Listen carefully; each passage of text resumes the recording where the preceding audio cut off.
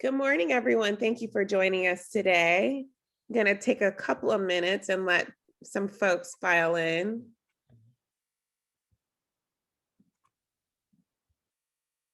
There we go. They're starting to enter into the room. Good morning, everyone. My name is Lauren Simpson. I am with the Small Business Development Center, or the SBDC. You have tuned in to Small Biz Talk with Miss Lori Williams, financial expert, knower of all things money and dollars and all the numbers. Good morning, Lori. Good morning, Lauren. This is our 5th show. So thank you to everybody who's hanging in there with us, all our newcomers. I was just talking to Lauren. We could not be more excited about this show. It's so excited. Well. So I cannot believe it's show number 5. It really is. Looking forward to show 100. So everyone just continue to tune in with us. And we'll get there. See, guys, you don't know, but behind the scenes, Lauren and I started discussing this show 6 months in advance before we launched. This was our little brainchild, and it was our baby, and we went through everything to have it happen. So we're just thrilled to be here now. And 100th, yep, we're going to get to there. So again, good morning, everyone. As everyone continues to come into the room, my name is Lauren Simpson. I am with the Small Business Development Center, or the SBDC. You have tuned in today into Small Biz Talk with Miss Lori Williams. Let me go ahead and get my screen share going, because I think it would be super beneficial to introduce who we are. So we are with the Small Business Development Center. You can see our presentation here on the screen. It's a national program with over 1,000 locations across the country. We offer no-cost services to local small businesses. No cost, because your federal tax dollars are taking care of that. So where we are in terms of the state of California, or I should say for our network, the Los Angeles network, we have 8 locations. You can see them here on this map, going as far out as Camarillo, over to Ontario, and then down to Long Beach.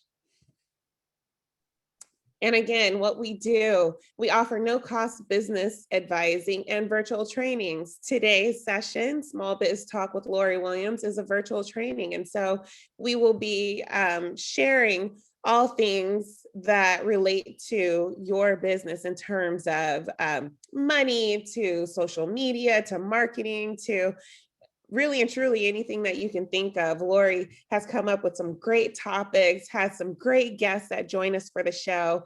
And so again, we're excited to have you here with us. To get in contact with your local SBDC center, there's a phone number here on the screen, 866-588-7232, or you can use your or link to our URL, which is the smallbizla.org/new client. Let me go ahead and stop my screen share, bring it back. And so everyone, if you have any questions, please enter them into our Q&A. Again, questions go into the Q&A so that we can be sure to see them and get you answers. And then if you look in the chat, I will be including links that Lori is going to cover. So anything that's going to be covered today, I should be able to get those links into that chat for you. And then at the conclusion of the show, once the recording is available, an email will go out to those who would have requested it. And so if you'd like to receive a link to today's recording, you can send an email to simpson@lbcc.edu. Don't go crazy trying to remember that. I'm going to put it into the chat so that you can grab it there. And then finally, today is going to be our last show for 2021, but don't cry, because we will be right back in January. Our next show will be January 5th at 10 a.m. So as soon as you get through the holiday season, after the new year, we'll be right back again with some great content for you. Lori's got a ton of things lined up. And so we're excited to go to end the year on a bright note, and then of course begin it again on an even better note. So Lori, take it away. Well, thank you so much, Lauren. Now, Lauren said that the SBDC is at no charge because it's your tax dollars at work. Well, I'm going to talk about those tax dollars and how you have to actually pay them into the government so they can be at work. That's going to be part of the conversation today. So what we're going to do today, guys, is we're going to go through a lot of information.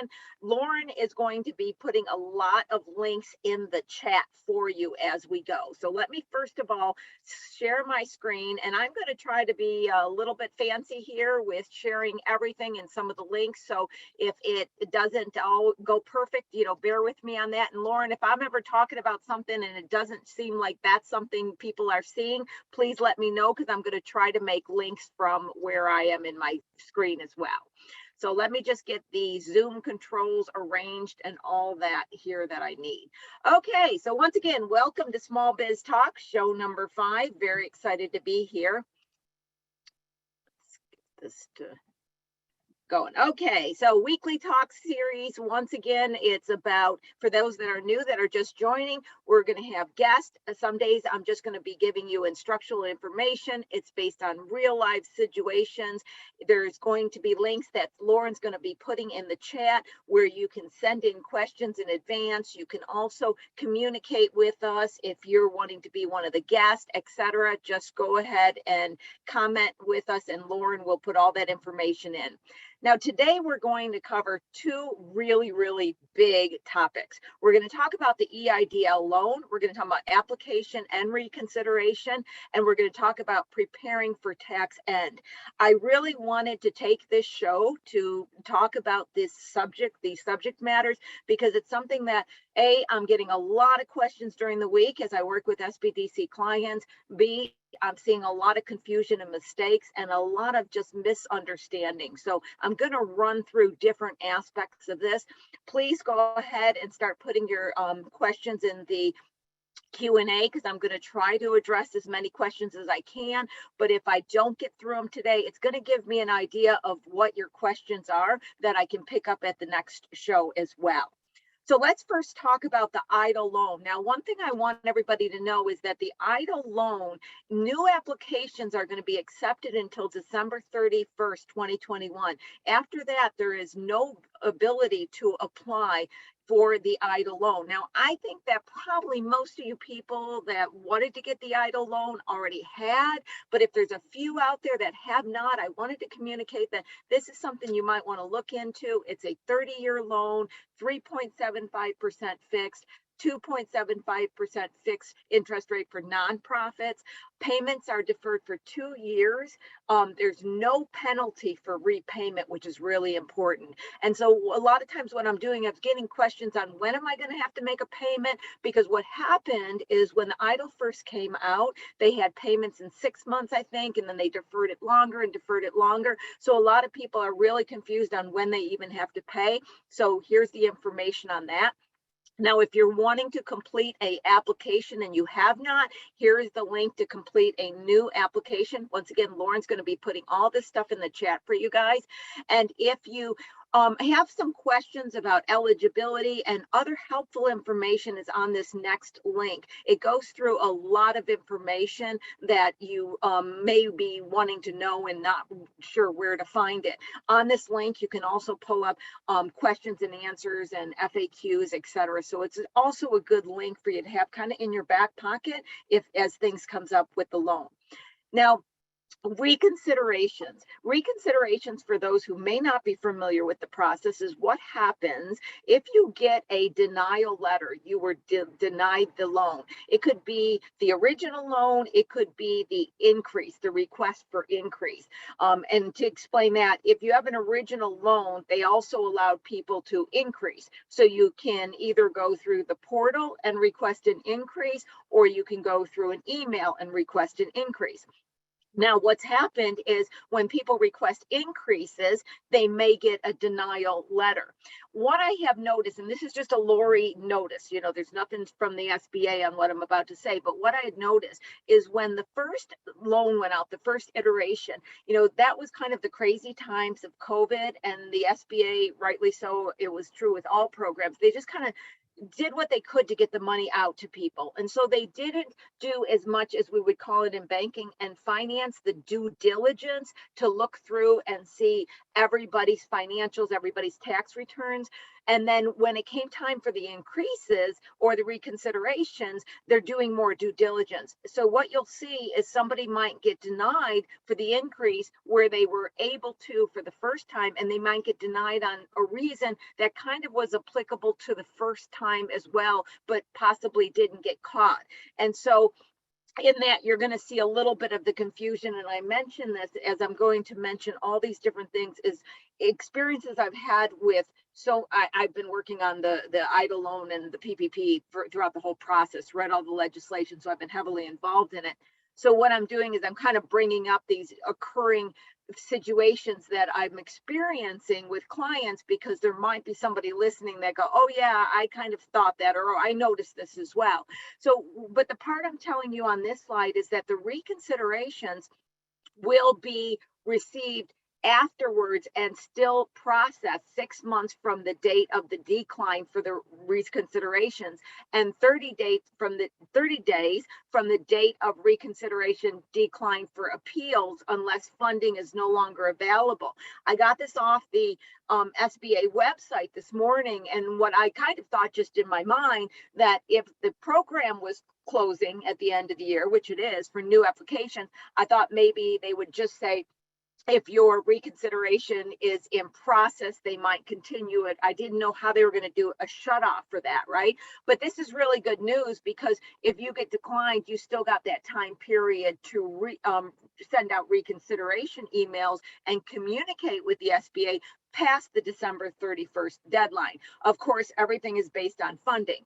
And what it also says is borrowers can request increases up to their maximum eligible loan amount for 2 years after their loan origination date or until funds are exhausted. This is the part that I was really surprised and happy to see. So if you get an original loan and you want to request an increase, you have up to 2 years. That is not ending at December 31st. So that opens up the window for a lot of people that maybe did not request an increase. And once again, I'm telling people that, you know, even if you think you may be using the funds, the EIDL loan has such a great interest rate. It's 30-year, no prepayment penalty. It's a really good move to take to see if you can get the additional funding. I especially feel this way because the traditional loans to the banks, et cetera, they're not as, let's just say, plentiful as they were before COVID. And a lot of companies, due to COVID, their financials don't look as good as they did pre-COVID. Now, it's true that the banks are going to take that into consideration, but not to the point where if they're a little bit concerned about underwriting a loan. So what I'm trying to say is that there may not be as many options for borrowing money in the immediate future. So if you can get your hands on an EIDL or an EIDL increase, it's not a bad idea. Now, I get a lot of questions regarding the 4506T. This is a document. It's basically really an IRS document. And what it does is it allows whoever name is mentioned on the document, in this case right here under 5A, you can see it's the United States Small Business Administration. I could put Bank of America in here. I could put another institution. But whoever is mentioned in this line here, what it does is it says IRS. I, meaning the borrower, has authorized this entity, whoever's in line 5A, to look at my tax returns. Please, IRS, send them a copy of my tax returns. That's the purpose of this document. Now, there's a couple things to consider with this document that people are getting confused about. One, I hear this a lot. They say, well, every time I correspond, they ask me for a 4506T. I've given it to them 10 million times. Okay, exaggeration on the 10 million times, but that's how they feel. Well, this is a true fact, and it's supposed to be this way. So to make you be able to understand this, I want you to think about, have you ever called your bank or you called some institution and you wanted the person on the phone to pull up your account to review it for you? The person on the phone says, may I pull up your account? And you have to say yes, and that authorizes them to pull up the account. Now, if you hang up and you call them back again, they're going to ask you again, May I review your account? Yes, they pull up their account. So we're very conscious and comfortable with this concept of being repeatedly asked permission to be able to review the account. I want you to think about this 4506T document in the same way. This is asking permission to pull up your account. So every time that the SBA has correspondence with you, they're going to once again ask permission to pull it up. So when you send an email, send a new 4506T. Do it every time. It's never a bad idea. What I try to do, and I'm going to give you guys a sample in a minute how I deal with these declines, is what I try to do is I try to provide in the email all attachments of anything they could possibly need, anything they could possibly question. I always look at it this way. If you get fortunate and an SBA person opens the email, which they will sooner or later, you know, they got a huge pile of emails, right? You want them to have everything they need to make a decision. If they say, oh, we don't have a 4506T, then they email you for it, then they email it back, then you go back. Not only are you losing time, but you're just kind of getting things disjointed. So the more you can prepare the email to have all the attachments, all the information, the better you are. Now, another thing, and I'm going to talk about this in a minute when I show you a sample, and this is just my approach. I've had a lot of luck with this. It's my approach. I don't have any insights to the SBA, guys. This is just sharing with you the experiences I've had, which are thousands at this point, and what I've seen work. Okay. So with the email, a lot of times businesses get involved in, well, I was shut down and then this happened and I need the money. And I get that, you know, I understand it, but you don't want to go into those details. They are not playing into the underwriting decision. It's really just the facts. So picture that a SBA agent, I'm just calling them that for whoever opens the email. They have this whole long dissertation, and in there somewhere is the facts. You know, if you read a letter and it's got the facts buried, you might miss it or go, okay, I want to read this later. It's too long. So these are correspondence for banking type information, and you want to think of it that way. Speaking of correspondence for banking type information, I want you to look at this document. When you fill it out, I want you to see a legal document. Now, why am I saying this?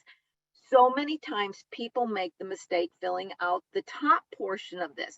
This has to match your tax returns for the business identical. You need to pay attention to, did you have a middle name? Does your company have, you know, a space? Is it capitalized? What is the exact address? Pull up your 2019 tax returns for your business. Look at how that information on your tax return is filled out. Take a copy and look at it and fill this out exactly.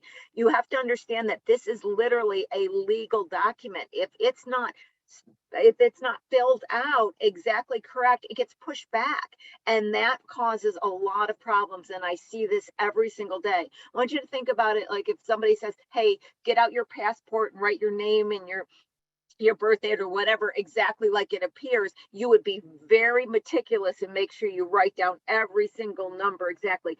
Think of this the same way. It's a legal doc. I was talking to a client the other day, and I said, you know, the difficulty that Corona kind of brought amongst many, but with these type of banking situations is pre-COVID, and I've been a banker before, so I have a bit of an understanding on this. You would go into a bank perhaps, and you'd have somebody sit down and they may fill this out for you and you just sign it. But because of the way things have evolved, we have individuals having to fill out complicated banking documents, and it causes a lot of problems because they don't have a familiarity with them. They don't have a mindset with them. And I've seen more and more issues just because of this 4506T. When they look at an email or however the correspondence comes about for any kind of correspondence to consider an increase or for reconsideration, they're going to pull this 4506T. They send it to the IRS. So I want you to picture, and just to explain it, that somebody takes this piece of paper, goes over to the IRS and knocks on the door. And just like a library card, they submit this to the IRS. if the IRS looks in their database and it isn't an exact match of anything they have, what happens is it comes back to the SBA, and then you get a denial letter saying unverified information. Now, unverified information can be many reasons, but a lot of times it's back to this 4506T. And even sometimes I think you could have filled it out exactly right. But what happens is there's a time period and the IRS doesn't get it back to them in time. So then they just say, okay, we don't have anything, and they send out unverified information. I would say out of the decline letters that I work with, which I see a lot, unverified information is one of the major things I see on them. And that's a very tricky one, because they don't tell you what's not verified. They just say unverified information. And so what I always do is I try to give them every single bit of information I possibly can, starting with a 4506T and checking to make sure that it's filled out correctly. Now, if the company is a corporation, an LLC, S Corp, a C Corp, in other words, anything other than a sole prop, what I always do is I do a business search. Now I'm going to try to see if I can launch this and you guys see it with it being in my, oh, no, back up. Let's see. I was trying to be tricky here. Let me try to do this. Okay, Lauren, just come on live and tell me if you don't see California Secretary of State. Otherwise, I'm going to assume it's good because I shared my main screen. So what this link is, and Lauren's going to put it in chat. Am I good? Okay. So what you want to do is you want to put in your corporation name, your LLC name, or your entity name right here. Okay. Once again, guys, legal, think legal. It's got to match exactly verbatim, right? What I'm doing is this is a search in California to come up with the status of the company. And I think everybody should use this periodically to make sure their company's in good standing. So this is the page, this is the link that Lauren's going to put in. This is where you will go to do a search of your company. I'm going to show you an example of one that ends up, let's see if this works. Okay, so this is a company that I had when I was in California. So I knew I could use this without being disrespectful to anybody because it's me. So what I did is I canceled this company some time ago. You can see that when I did a business search, it came up with canceled where it's status right here. For most people, hopefully what it'll do is active.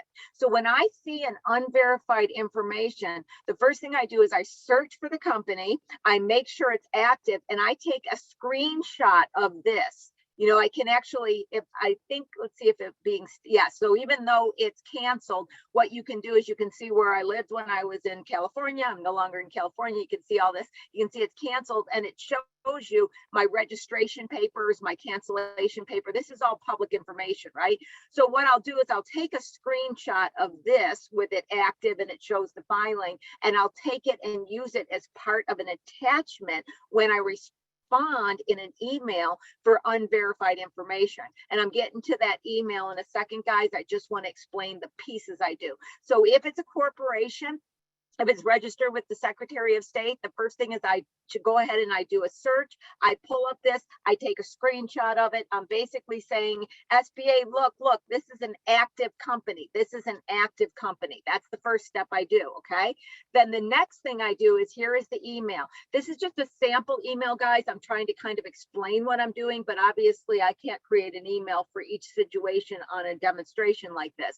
But this is how simple my email is. So no, rule number one, in the subject line of the email, I put what we're asking: request reconsideration, request increase, whatever it is. I put it in just very simple terms here.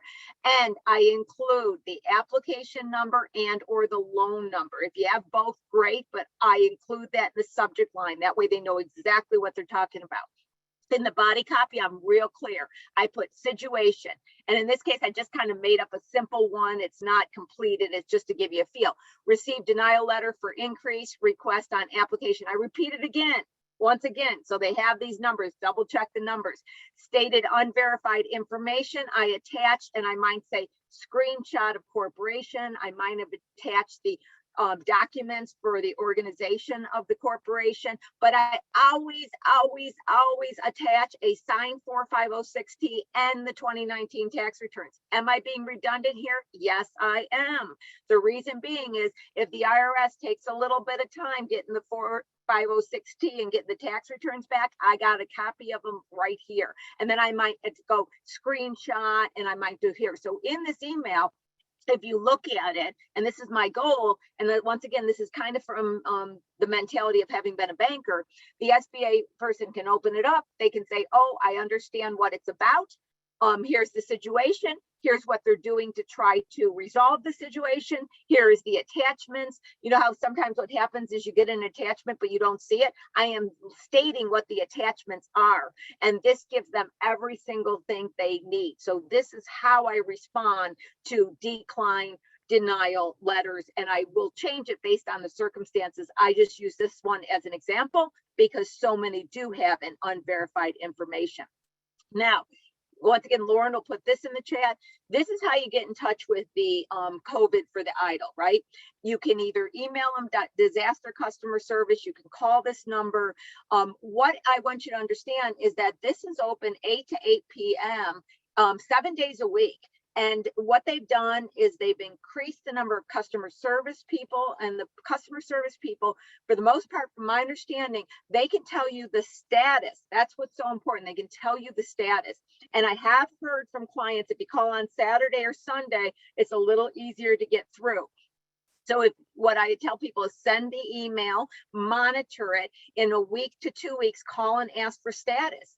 See if they got the email, see where it is, stay on top of this, and at the least send an email again with a status. I might even say status update on reconsideration. But that is the approach that I use for the EIDL. And like I said, the good news is people can still get into the reconsideration.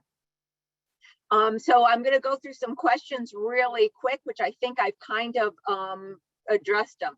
The modification is waiting for IRS transcript. Yes. So what you want to do is take, and you can call for the status. If it's waiting for the transcript, create the email like I did. Do another 4506, add the 2019 tax returns to it. See if that'll help. I have had success where when they got the secondary 4506T, whether they looked at they accepted the tax returns in the email, I don't know, but that's what I would do. A lot of people are waiting for the IRS. And so, you know, there's not a lot you can do, right? But if you send them the documents, send a 4506, send out another email, it's doing something, and I have seen success on that.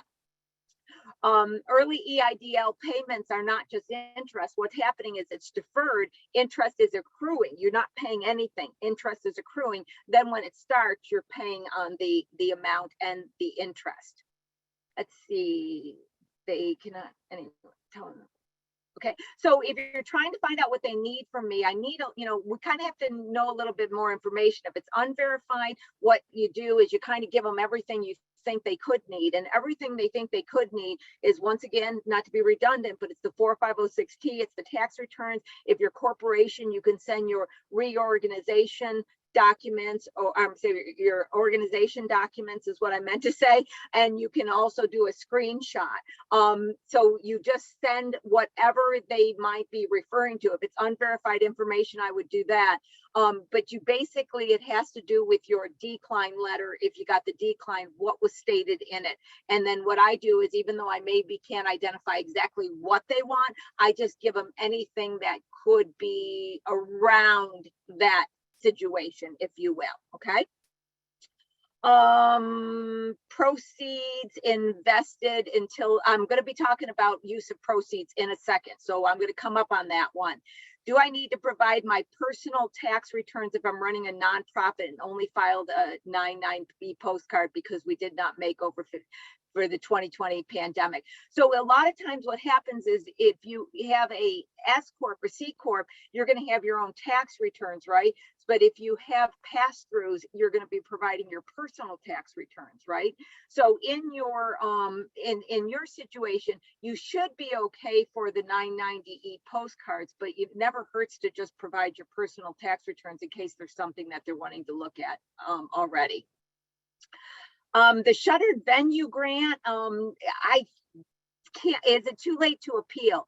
You know, I was very involved in the shuttered venue grant, and I have not stayed up on it currently. I'm going to tell you, this is my belief. I did not go to the website to confirm this, but I don't think you can still apply for any kind of appeal on the shuttered venue. I am not 100% sure on that. I would have to go to the shuttered venue and catch up on the latest, but I do not think that you can. Ruth has a very long one, so give me 1 second to read it, okay, to myself, and then I'll be able to answer it. 1 second here. Form received, did not, we sent it back again. Once again, it did not match it. We sent the form again, making sure everything is better. Got it. So Ruth is having an issue with the 4506T. Ruth, what you want to do is pull up your tax returns and double check it with your tax returns. I know that you sent it again, and sent it again, but pull up those tax returns and confirm the company's tax returns match exactly as it is. Double check on that, because a lot of times what I'm seeing when people say I send it again and again, they're kind of sending the same mistake again and again, and that's why they're still having those problems. Catherine, yes, it is still possible to get an EIDL increase now. And so you can do a couple things. So you can do two things. One, go into your existing portal, and it was up there last week, so you know things change, but you'll see a little button and it says request increase or something along that line. So you can go through your portal and request an increase, or you can send an email just like I showed you, and it could say request increase. So you can do one or the other. You know, it's funny because at one time I was telling everybody that the button seems to be working better, and then the button didn't work, like they got behind on that, and I was saying send the email, and right now it's about 50-50. So I would say probably start with the button, but keep an eye on it, and if that doesn't work, then I would try for an email. Okay. So with that, I've got pretty much the EIDL ones out. I'm going to go to the next topic, and Lauren, just leave those two in there yet. I will come back to them in a bit. Okay, let me go back to over here as I switch direction.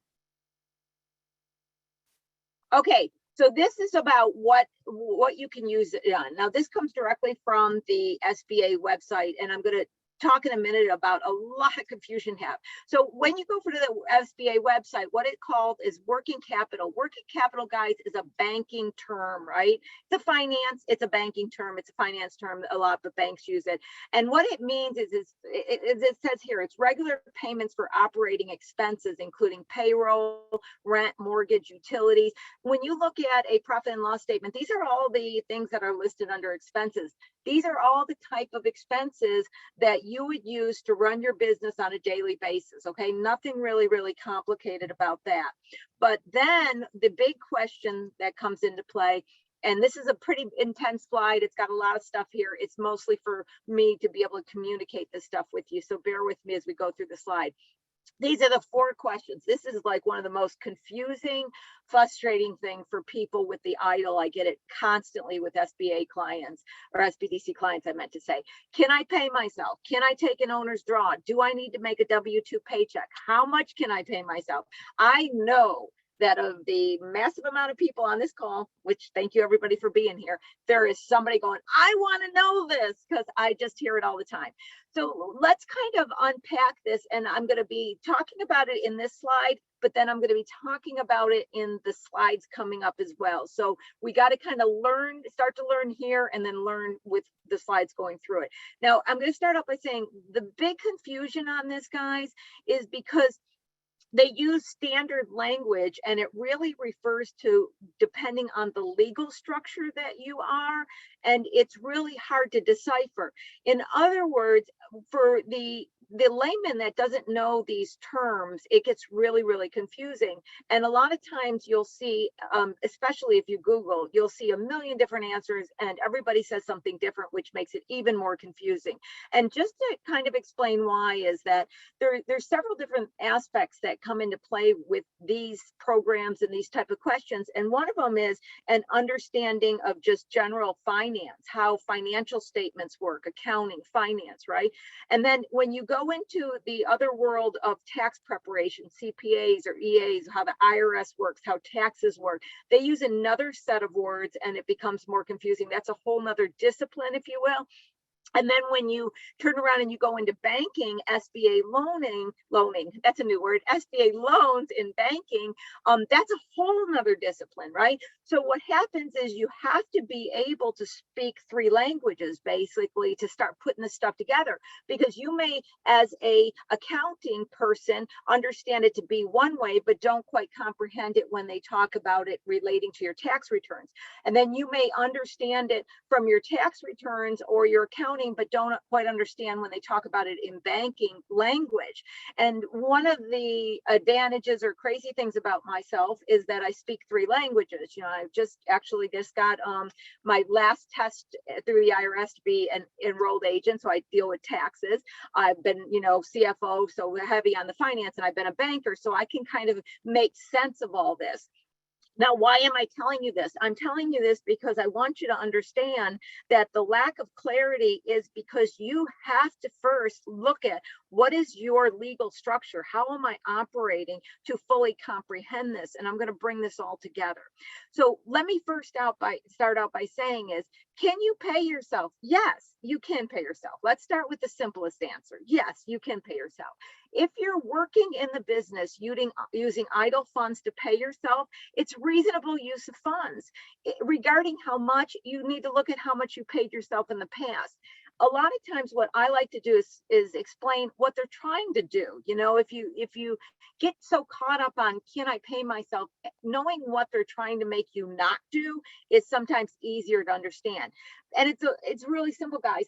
They don't want you to borrow the money and pay yourself more than you had ever paid or would have made before. They want you to be made whole from COVID. They don't want you to profit from COVID, okay? And that has to do with they, meaning banking, meaning the Congress, the legislation. This was to make people whole. They didn't want people to make, in Congress, you'll hear them talking about a landslide of funds, or they're gonna, you know, basically be able to make more money than they did before. So, but if you're working in the business, that is part of what is going to be required is payments. So when you try to look at how much you're going to pay yourself, you can look at what you paid yourself in the past.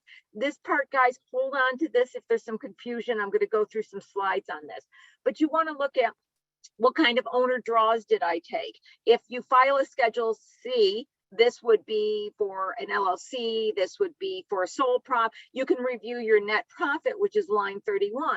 If you file an 1120S, this is for an S Corp, or 1120 for a C Corp. I mostly deal with S Corps, LLCs, and sole props because that's the big, you know, amount of our audience here. You want to review wages, compensation to officers, line 7. I'm going to get into this in a minute, so just hold on to that. And going on this concept where I said sometimes it's better to understand what you can't do with it. I think that this is the copy that's confusing people, and even people who write like they understand this. And I'm not saying I'm an expert on it. This is my understanding, but people who write about this and say, no, you cannot pay yourself. It's this sentence, and these 2 sentences are directly from the SOP, standard operating procedures from the SBA. I read the SOPs all the time, and this is just some copy to help you understand. So it says funds cannot be used to disbursements to owners. That catches people. They're like, oh, I can't disperse it to myself. Partners, officers, directors, stockholders, except when directly related to performance of services for the benefit of the applicant. This is where you are working. I mean, if you think about it, guys, logically, say I'm a sole prop and I'm a consultant, okay? I'm a consultant, but I'm not a sole prop, but say I am. If I didn't have any expenses and I was able to borrow based on my gross profit or my line 31, that's going to include parts of the money that I included for myself. So if you had, like, somebody had an office expense of 500, they took the amount that they borrowed and only used an office expense for 500, the loan would be like 50 years, right? A little bit of an exaggeration there, but obviously it is to cover what you were getting before COVID. Now, when they say no disbursements to owners, what they're talking about is they don't want somebody who's not working in the business, not doing anything, to just suddenly get paid. They're trying to make sure that people aren't just using the funds to make themselves richer, that they're actually using it to operate the business. If you can't use it to have any type of payment, and then you can't work in the business doesn't survive and can't pay the loan back. So if you just look at logic, you have to be able to pay yourself to some point, right? And when it says repayment of stockholder principal loans, except when funds were ejected, all this legal stuff, this is really into the complicated stuff. This is not about just generally, can I take a draw like I did before and be able to continue to work in the company till I can get sales to where it used to be, right? And so that is a little bit about paying yourself. Now let's get into a little bit of the nitty gritty on this. And what I'm going to do is I'm going to take what I just talked about with the forms, but I'm going to tie it into another really, really hot topic, and that's estimated tax. Now, I'm only going to cover this a little bit because it's a whole presentation by itself, but it's going to allow me to go back to the paying yourself, and it's going to at the least, guys, this is my goal here. I want to introduce some concepts because I'm hearing a lot from my SBDC clients when I have my meetings. They aren't quite understanding this, and there are so many incorrect understandings about it that I'm not trying to make you an expert and be able to fully comprehend, but at least an awareness. I guess that's the word I'm trying to do. I'm trying to create an awareness of what I'm speaking of here. So I'm going to talk about estimated tax. It's a very good time to talk about this because it's December 15th. We're getting close to the end of the year. What is estimated tax? Who has to pay tax? When do you have to pay tax? So the first thing, and this is once again a slide with just a lot of different notes for me to touch points with you. The IRS, and this is IRS terminology, guys, I didn't make this up. It's a pay-as-you-go system, okay? So if you want to understand that, consider when you were an employee. Remember when you were an employee, possibly the first time you got this paycheck and you knew you had a gross salary of whatever, right? And you get this paycheck and you go, oh my God, where's all my money? I only got this much, but I get this much over here. Why am I only got this much to buy things I want? And you wake up and you go, oh, taxes, you have to pay in all these taxes, right? And so in order to kind of start understanding how taxes are impacted upon you as a business owner, you want to keep in mind as an employee the fact that they didn't say, hey, you know what, go ahead and take that gross salary, we'll catch up with you later. No, they took it out every week or 2 weeks. So the IRS is a pay-as-you-go system, but when you're a business owner, you don't have a boss that takes the taxes out. So IRS does not have the level of control when you're not an employee. So what the IRS does is has rules to force people to abide by the pay-as-you-go structure in a more penalty type way. And the way I like to explain that is if I have a speed limit, it's 55 miles per hour, I'm driving down the street, I am going to consider going 55 miles an hour, not really because of anything that I think is going to happen immediately to me, but I know that there could be a penalty. So if you think about it, the police or whoever, the local, they create penalties. It's called the speeding ticket. The penalty is a speeding ticket. If I don't follow this rule, I get a penalty that makes me want to follow the rule. Now, if I'm an employee, I don't have a choice. I don't have a penalty that the taxes are taken out. But if I'm a company owner and I don't make estimated taxes, it's a penalty, and it's called, technically IRS terms, an underpayment penalty. Okay. So we're going to get into exactly what that means in a minute. You want to understand that taxes are based on your legal structure and how you're taxed. You could be an LLC taxed as an S Corp if you filled out Form 2553. So when we talk about taxes with the IRS, we got to talk about how are you taxed. If you're a sole prop, your tax is a sole prop. An LLC, you could be taxed as an LLC. You could be taxed as an S Corp, depending on what you chose. And if, once again, I kind of stay with those structures, but you have to know how are you taxed. You have to understand that legal structures pay different taxes and amounts. And you need to understand, when are those paid, how are those paid, and how do they affect what's called pass-through entities, which is all of them that I'm talking about. An S Corp, an LLC, sole prop, these are all pass-through, which means it's passed through to your personal tax returns. Okay, let's go through and unpack some of this. So once I said it, you have to understand, how are your tax? Is it different from the legal entity? And remember, I said that underpayment penalty. So to avoid an underpayment penalty, speeding ticket, you are required to pay in quarterly taxes. And the only way you can avoid it is if you pay in either 90% of the current year that's owed, or 100% of the prior year, right?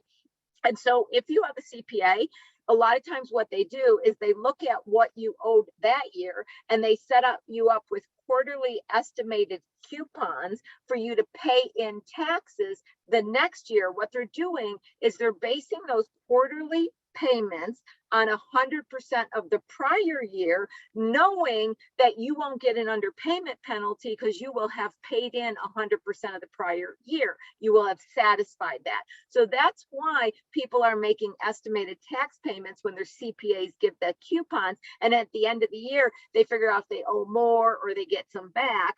That's kind of how they net it all out, right? Now, if you are an S Corp, this is another big issue. Anybody who is taxed as an S Corp and S Corp, listen up. You must take a reasonable salary. People don't understand this reasonable salary concept, and this is only for S Corps. And we're going to get into this in a second. Now, when I speak about salary, estimated taxes, all this, remember, it's net profit, not revenue, guys. Revenue sales minus cost of goods minus overhead expenses equals net profit. Net profit is subject to taxation. If you have zero net profit or a negative, the loss, you don't have taxes. So technically, if you had a loss the year before, you could pay in 100% of this year nothing, right? And not be subject to any kind of underpayment penalty. But what people do is they then say, oh, I don't ever have to make estimated taxes. Then they make a profit and they think they don't have to, and that's where they can get in trouble. So remember, it's based on net profit, okay? Types of taxes. This is a slide, and we're going to get you out the slides because I don't know if Lauren can paste this into the chat if this will work. But this is a selection of all of the types of expense or types of taxes. I'm sorry, types of taxes there. So from a federal standpoint, we got federal tax, income tax. We have Social Security, Medicare, unemployment insurance. On state, we have state tax, known as PIT. I think that's funny. Unemployment insurance, ETT, that's supposed to be employer, typo on me. State disability, SDI. And I put little X's to show who pays it. Now, if you're an S Corp, guys, you are an employee of the company. If you're an S Corp, you're an employee of the company. If you're an LLC or a sole prop, you are a self-employed person. Self-employed persons pay federal tax, Social Security, and Medicare, just like you would when you're an employee. You're paying that in, but this is what a self-employed person does. You have to match this amount here as an employer, but it's refunded on your tax returns. Notice you're not paying in unemployment, okay? You are not paying in unemployment. You pay state tax, and you do not pay any of these. You are not an employer. So a self-employed person, your tax estimates are going to be for federal tax, Social Security, Medicare, and state tax. If you are an S Corp, you are an employee of your company. So there's where the reasonable salary with the W-2 comes in, and this is where you must pay all of these taxes as a S Corp, okay? Now, Schedule C, this is where you're an LLC or you're a sole prop. This comes back to the line 31, the net income. Here is what is identified on what you are paying taxes on. Notice there's nothing here about officer compensation. This is considered what you made into the company. However, when you're an S Corp, you see this line 7, compensation for officers. This is where they're going to look to see if you took a W-2. Reasonable salary, I said that a couple times, guys. if you have a net profit, remember it's net profit, but if you have a substantial net profit, the IRS identifies all these aspects of reasonable salaries. Those tax preparers say typically, based on precedents, if you take about 50% of your ordinary income as a wage, a W-2 wage, that satisfies the IRS reasonable salary requirement. Okay, so here, Lauren's going to put all these links in. This link, let's see if we can make this work. These are it is a little bit of legalese and reading through it, but it's really good to know. So this is a link to EDD for those to understand what they are, what type of taxes there are. See all these taxes that I talked about? This is a definition. This is where you can go to find out more about the type of taxes.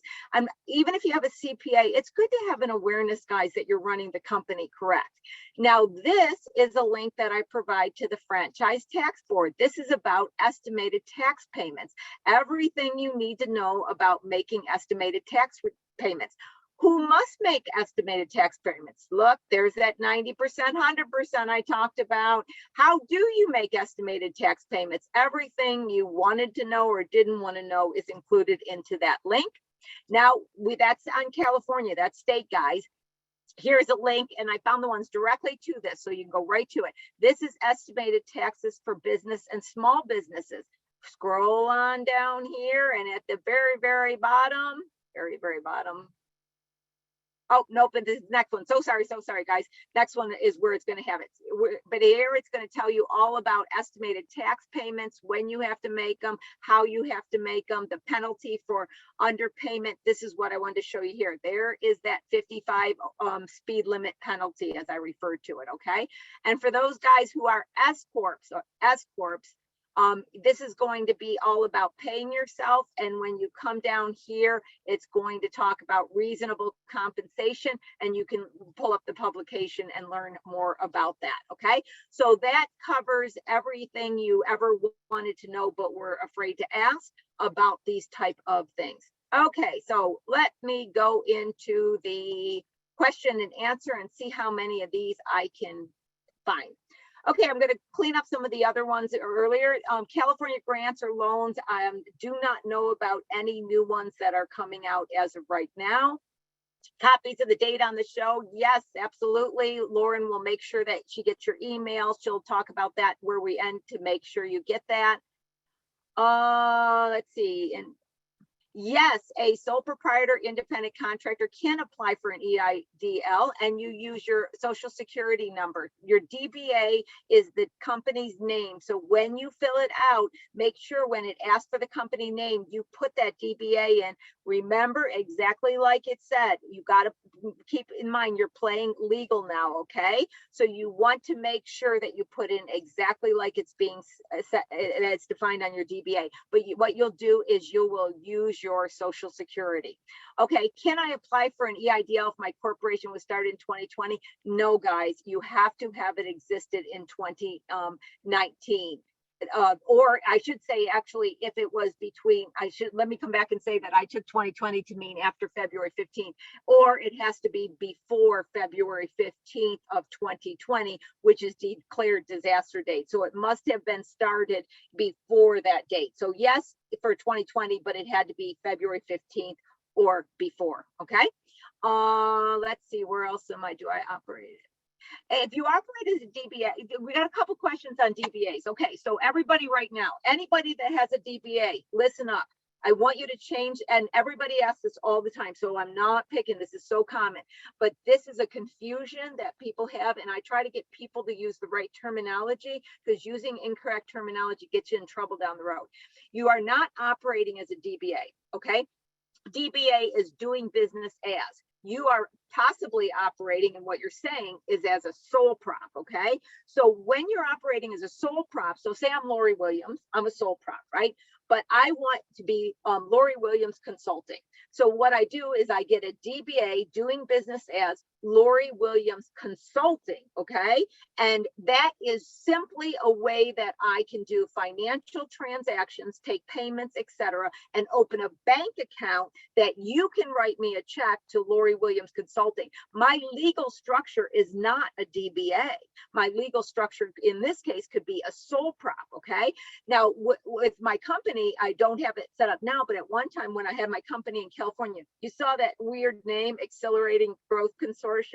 Okay, I made that friggin' name up. I never intended to use that as my corporate name except for on contracts. I had 2 DBAs. I was an S Corp, guys. I had 2 DBAs. I had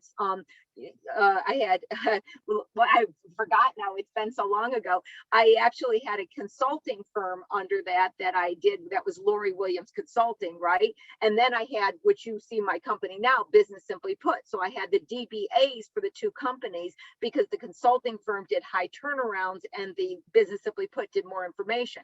So you can see, if I said to you, I have a DBA as Business Simply Put, you'd say, well, I'm operating as a DBA. No, I was operating as an S Corp. This other person may be operating as a sole prop. So a DBA is just a name that is being recognized by financial institutions for you to have money transactions. And I had 2 DBAs because I had a different market. I had big companies buying me, you know, paying for me for the turnaround. I had small companies paying me for Business Simply Put webinars and my books and stuff like that. So that's why you have DBAs. So if you operate as a sole prop, do you need to make quarterly payments? Yes, if you have net profit.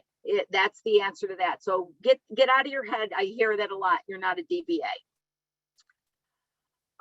If you change the type of the company from sole prop to S Corp after you receive the funds, yeah, you know, you do need to notify the SBA because that's a complicated thing, because technically the sole prop no longer exists and the S Corp is a brand new company, okay? So that's one of those confusion situations where it's kind of where the loan's been created on the sole prop, not the S Corp. You will still make payments, you know, under the sole prop, but keep in mind that it kind of is a catch there. So I always have one-on-one conversations with people so they have a better understanding. So Carolyn, you might want to reach out, Lauren will give you the information to get to her and see if you can set up an appointment with me, and we'll talk about this a little bit more than that we need to. Possible to request an increase on the amount I requested for my application is heading to the loan officer. If you say it's heading to the loan officer, you might want to see where that one goes through, because I'm worried that if you say, hey, can I even ask more, if it derails it, but you could try. You know, I'm careful on that because once something starts going through the system, I hate to derail it. So you might want to see if you are able to get that increase, and then possibly after you're able to get the increase, ask for more, because of the reason is, you know, I don't want to give up something until I got something and then go from the next step. That's me being CFO, finance people, my whole life. Finance is kind of like with company and corporate finance, you're like, hold on to every freaking penny I can get. So my inclination is kind of let it go through, get them to say yes, and then ask for more, because you don't want to ask for more and then get a no because you asked for too much. That's my inclination. Okay, let's see. I've got to read this one a little bit more. Hold on a second. Start business in 5. Showed an increased monthly knowledge, shows the amount of previous. Okay, so Regina, basically having a problem with the reconsideration. She had started her business in 5/2019, so that's fine. And then the portal showed an increase months ago, and now it shows the amount she previously received. Can't explain why, guys, but that's not the first time I've heard that. I have seen it. And then afterwards, the portal went back to saying, you know, basically that there was nothing even in the works, right? So here's what I would do. If the SBA is requesting your 2019 taxes in your 4506T, they maybe have not gotten a copy yet. You can A, call and find out the status, B, send another email and make it in the condensed version that I had, okay, and send it off to them. But I would call and check, and I know that sounds really weird that it's doing that, but you're not the first one I've seen. It's almost like the the technology showed the increase, but then it kind of reset itself. That's all I'm experiencing. I don't know why. I would stay on top of it and try to send out the letter in the format that I did, as well as give them a status type. Let's see. Let me get that back. So question is organization type. Do I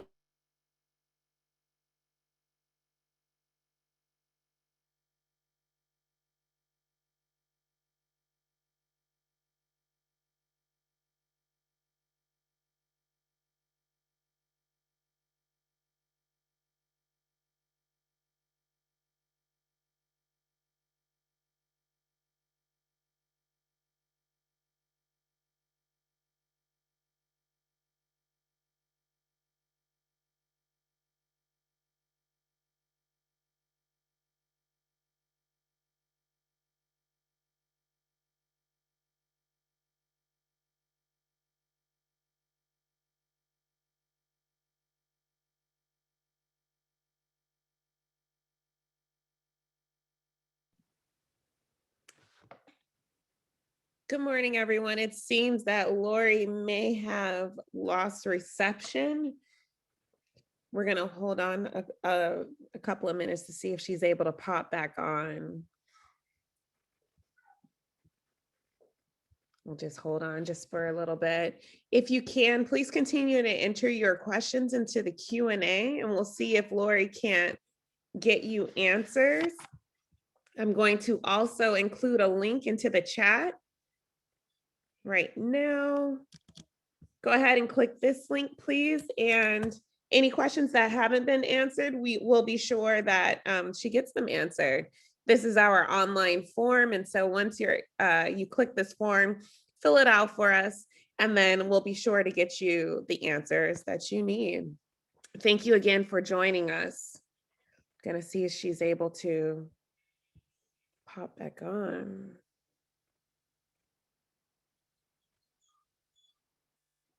I'm seeing questions regarding recordings. If you'd like to receive a copy of today's recording, please send an email to lsimpson@lbcc.edu. L Simpson, I'll type it into the chat right now as well. lsimpson@lbcc.edu. If you've not received an answer to your email, it's possible that it has been blocked, by our blockers. So again, please send an email to lsimpson@lbcc.edu. And if you think that I'm not receiving your emails, again, use the link that I am including in the chat, fill out the form, and I'll get you what you need. Oh, I'm so sorry. It's like I got kicked out at noon. I ran over. Oh, no worries. You're back. Everyone has been waiting for you. Over. I know. I knew I was running over, and I thought, well, we got time. I'll still go. And that's like my time cut. I think I'm good, right? I'm back again, right? No, you're totally fine. And I just reminded everyone to go ahead and enter their questions into the Q&A. So I'm still seeing those. If you can't, I can read them off to you, Lori. Are you? Yeah, because I got some time and I want to continue to answer the ones I can. And I don't know why I got cut off. It was like, that's what I get for talking over, right? You know what? You paused, and then I started to. I didn't hear you for a moment, and then it looked like you were frozen, and so I'm glad you're back. Because I literally looked. I said it's noon. I got time. I'm going to still respectfully answer the questions. I looked back, and I was done. Well, welcome back. Okay, well, sorry about that, guys. At least I was going into overtime and I couldn't get the pass suddenly. Lauren, I don't know why, but the questions don't come up again because I don't see them. So can you just start reading me, and let's just take about, let's go, unless I get thrown out again, let's go through a few more questions. Okay, I see in S Corp, can the two owners take 50% owner draw of net profit without tax penalty? So remember, with an S corp, guys, you've got to take wages. So let's talk about this for a second. So what happens is with an S corp, you are a working employee, right? So I want you to think about it. I'm going to distort it like I always do because it helps you to understand. So what I'm going to pretend is you just got hired as an employee, right? I just hired you, Lauren, but I'm not going to pay you anything. Do you think that's going to go over very well? No. That's going to be a problem. And I think I could get in legal trouble if I didn't pay you and I hired you as an employee, right? Yeah. So it's the same thing, guys. When you are an employee of your company as an S corp, so you have to take a wage when you have a certain profit. As far as your two owners, you would take it in relationship to the net profit in the owner. So let's pretend, small numbers, we got net profit of $10. That means $5 needs to be taken as a wage. 250 would be taken from each one. Now there's deductions and credits, so I am oversimplifying it, guys, to communicate. But with that, once you take those wages, then the rest is distributions. And the reason being is distributions does not pay in Social Security and Medicare. I bet you never met anybody that said, hey, my name's distribution and I'm going to retire next year and take Social Security and Medicare. It doesn't happen, okay? So the S corp has this really cool tax thing. And I'm thinking, as a side note, if we get enough questions on this, I'm going to go over the differences between the LLCs and the S corps and what all this means in detail on one of our calls. So with the S corp, you get a great tax advantage, and that means that distributions are not taxed with payroll taxes, okay? You still pay state and federal taxes, but distributions are not taxed. Distributions are not taxed because wages are taxed. If you're an S corp, you got net profit, you don't take any wages. Guess what, guys? You're not paying in any taxes on your payroll. You're taking money out, paying yourself without paying any taxes. And so if you really understand it, you'll see that an LLC and a sole prop, they're paying payroll taxes on the whole net income. Remember, they got the payroll taxes that they have to pay in. A S corp is paying taxes on the wages, which is, like I said, tax preparers go 50-60% as a amount that they feel comfortable based on precedence. So for example, just last week, I looked at where am I going to be on net profit? I'm an LLC, taxes and S corp, and I'm the only owner. So I looked at where am I going to be for profit? What's 50% of that? What other deductions do I have? And then I say, okay, I need to take a reasonable salary of this amount. So I have a W-2 where I paid taxes on that amount to my payroll taxes, to then paid my employer portion, and I sent it off to the government. That's how the S corps work in a very fast way of explaining them. But the end sentence is you must take wages and you must pay taxes on that. Okay, Lauren, I actually see some of them back again. So I don't know if I'm seeing all of them. I see, is distribution taken from the net profit, even if the owner has a salary? So what you want to think about is if go back to that in your mind where I had net profit. So I got net profit. And once again, I have $10. If I take 50% of that as a wage, 50% of that is a distribution, I can take that money out. I am paying federal and state tax. It's not that I'm not paying any tax. I'm just not paying Social Security and Medicare, and then the employer matching, and then in California, the other taxes, your unemployment, your ETT, etc. So really, it's about a calculation to the amount there. Okay, Lauren, I don't see any more questions though. Are we good? Hey, Lori, it looks like, did you see the question about farming enterprise? No, go ahead and read me that one. Can you explain what farming enterprise is? I am a small farmer and put yes on the targeted EIDL on the farming enterprise and got denied when all other farmers got the targeted EIDL. I'm confused on that question. So, and I do, guys, I have this uncanny net of being able to read off the IRS forms in my head all the time. I can't think of the one for farming, but farming has its own IRS tax return, right? So the very first thing I want you to do is look at the tax return that you are filing, because I want to make sure that you are filing as a and I don't know the number off the top of my head, but there is a special tax return that you would use. So go to your tax return, identify what tax return, because my first thought that I want to identify is if maybe you're seeing yourself as a farming enterprise, but you're not filing as a farming enterprise, and therefore that might have been some of the confusion. So that's what I would do to check that. I also see one here that is an appeal done for a rejected PPP. Yes, you can. It's a very lengthy appeals process. It can be found on the SBA website under the PPP. You can look for appeals, and it does go into detail on filing for appeals. And Ruth asked one last question, distribution the same as disbursement? No, distribution has to do with the S Corp and C Corps and stuff where you're distributing parts of the profits. A disbursement would be more like, think of disbursement like I disperse something. I could disperse salt into a salt shaker, right? Disbursement. So a lot of times owner's draws will be considered a disbursement. I can even say that I paid the Verizon by giving a disbursement to the Verizon. I put some money into the jar called Verizon. A distribution is a very specific term to parts of the profits in corporations. Okay, I think that's probably about all we can get to. Otherwise, I probably could go on and on about this. But you know what I'm seeing, guys? I think that what we'll do, I just made an idea, guys. I can tell that these type of questions and what I'm talking about is real important, which I thought. So, Lauren, we're going to start our first show for next year. I'm going to go over, the different type of legal structures, the tax considerations, and we'll talk some more on the EIDL reconsiderations.